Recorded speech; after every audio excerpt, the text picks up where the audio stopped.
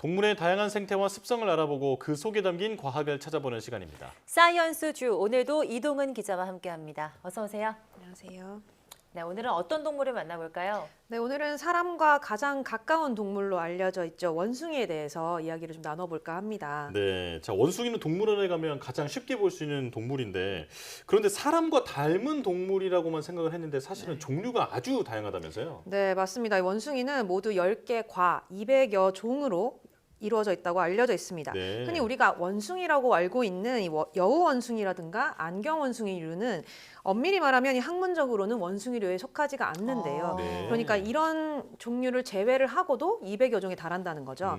그러니까 우리가 동물원에 가면 뭐 일본 원숭이부터 개코 원숭이, 뭐 긴꼬리 원숭이 이렇게 다양한 원숭이들을 볼 수 있는데 이것도 어떻게 보면은 아주 소수에 불과하다는 겁니다. 아, 네. 네. 그럼 우리가 흔히 생각하는 원숭이, 그러니까 동물원에 가면 가장 쉽게 볼 수 있는 원숭이는 어떤 종일까요? 우리가 이제 원숭이 하면 가장 먼저 떠오르는 모습이 회갈색의 털에 긴 꼬리를 가지고 있고 또 이 네. 얼굴과 엉덩이가 빨간 그런 모습이죠. 네. 이 마카크 원숭이에 속하는 일본 원숭이의 대표적인 모습인데 이 보통 몸 길이가 50에서 60cm 정도에 달하고요. 이제 꼬리 길이만 여기에서 10cm 안팎이라고 합니다.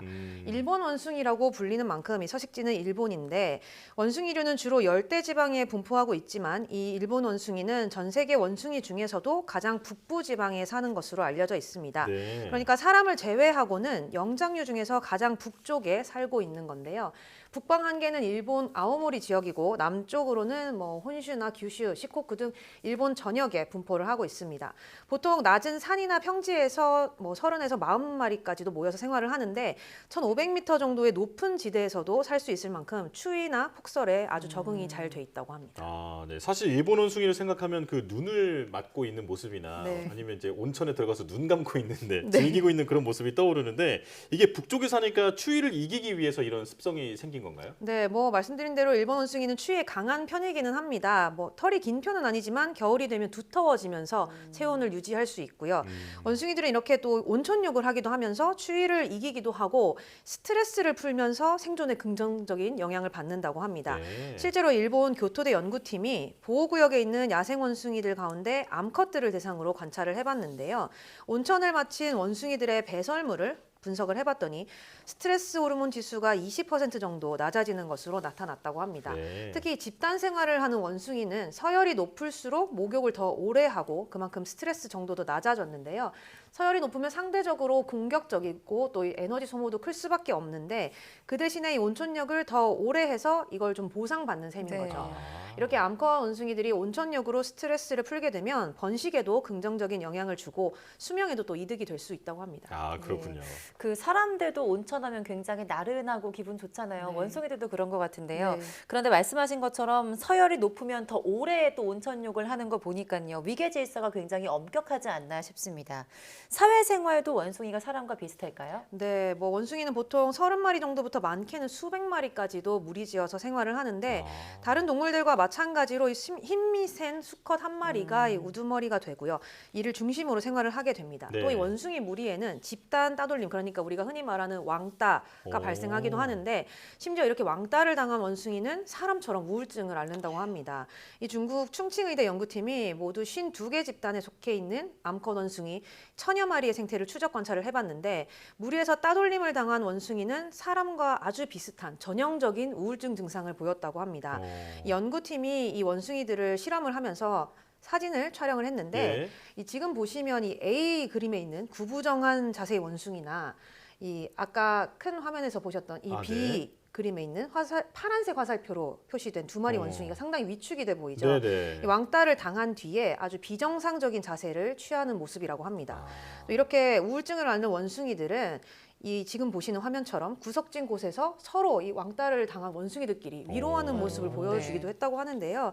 이런 원숭이들은 크게는 뭐 음식을 먹거나 털 손질하는 데 관심이 없는 이런 특징을 보이기도 하고 또 이렇게 무리의 다른 동료들과 떨어져서 아주 구부정한 자세로 위축된 채 혼자 있는 것으로 나타났습니다. 또 이렇게 우울증을 앓는 원숭이들은 신진대사도 크게 떨어지는 것으로 확인이 됐는데 예. 뭐 확실히 사람과 아주 비슷한 행동 양상을 보인다고 볼 수 있겠죠. 그렇군요. 이 생김새뿐 모습뿐 아니라 습성이나 행동도 사람과 아주 유사하다는 생각이 드는데요. 자, 그 말은 이제 유전적으로 굉장히 비슷하다라는 말이잖아요. 네. 그래서 실험 동물로도 많이 쓰인다고 하는데 어떤가요? 네, 맞습니다. 이 원숭이는 사람과 유전자가 93% 정도 일치하는 것으로 알려져 있습니다. 그래서 뭐 지금도 여러 동물 실험에 다양하게 사용이 되고 있는데 네. 대표적으로는 이 코로나19 같이 우리가 신종 감염병이 발생했을 때 치료제나 백신을 개발하려면 이 사람에게 직접 임상 시험을 하기 전에 이 부작용이나 약효를 검증하기 위해서 원숭이 실험을 하게 됩니다. 네. 뭐 이런 검증 시험 외에도 원숭이를 이용한 실험들이 아주 많이 있는데요. 올해 초에 국내 연구팀이 이식용 돼지 신장을 원숭이에게 이식하는 실험을 했습니다. 이렇게 신장을 받은 원숭이는 115일까지 생존을 했는데 지난 2014년에 첫 이식을 시도한 지 8년 만에 생존 기간이 100일을 넘긴 겁니다. 최근에는 국내 한 생명공학 기업이 같은 실험을 해서 221일의 생존 기간을 네. 기록하기도 했습니다.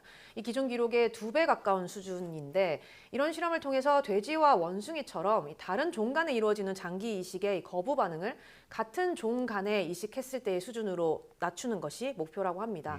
그러면 결국은 이 동물에서 만든 이식용 장기를 사람에게도 이식할 수 있을 것으로 이렇게 보고 있습니다. 아, 네, 예. 장기 이식까지 미리 실험해 볼 수 있는 거 보니까 굉장히 고마운 동물이지 않나 싶은데요. 또 다른 연구 결과도 있을까요? 네, 뭐 또 최근에는 중국에서 이 원숭이 줄기세포만을 이용을 해서 인공 수정란을 만드는 데 성공을 했습니다. 정자와 난자 없이도 이 배아 줄기세포만으로 수정란을 만드는 건데 이 인공 수정란을 원숭이 대리모에 이식했더니 실제로 임신이 진행되는 것으로 나타났습니다. 이런 연구는 이 사람의 불임 치료에 도움이 될 것으로 기대가 되는데 유산의 원인이라든가 인공수정 후에 착상에 실패하는 이유를 이렇게 찾는 데에 인공수정란을 사용할 수 있을 것으로 보입니다. 네, 자, 사람과 유전자가 비슷한 만큼 원숭이를 이용한 이 실험은 조금 더 높은 차원의 실험이라는 생각이 드는데요. 그만큼 원숭이가 과학 연구에서는 필수로 필요한 동물이라고 할 수 있겠죠. 네, 그렇습니다. 뭐 아주 널리 사용이 되고 있는데 최근에는 이 실험용 원숭이 수급에 조금 차질이 생기기도 했습니다. 코로나19 이후에 원숭이 수입이 좀 원활하지 않았던 건데요. 네. 실험용 원숭이의 경우는 1985년 이후부터 중국이 사육을 해서 전 세계로 수출을 하고 있습니다. 네. 2020년에 그런데 중국이 원숭이 등의 동물 수출을 금지를 했습니다. 코로나19로 백신 개발 경쟁이 가속화가 되고 이렇게 동물 수요가 커지면서 자국의 업체를 보호하고 경쟁에서 좀 앞서 나가려고 이런 조치를 취한 건데요. 이 때문에 전 세계에 원숭이 공급량이 크게 줄면서 가격도 크게 치솟았습니다. 네. 우리나라의 경우도 한 해 평균이 1,500마리 정도의 실험용 원숭이가 필요하다고 하는데 최근에는 이 절반에도 못 미치는 한 700마리 정도만 공급되는 상황이라고 합니다. 특히 다국적 제약회사들이 있는 미국의 경우는 2019년까지만 해도 원숭이 3만 3천여 마리를 사용을 했는데 이 가운데 60% 정도를 중국에서 수입을 했다고 합니다.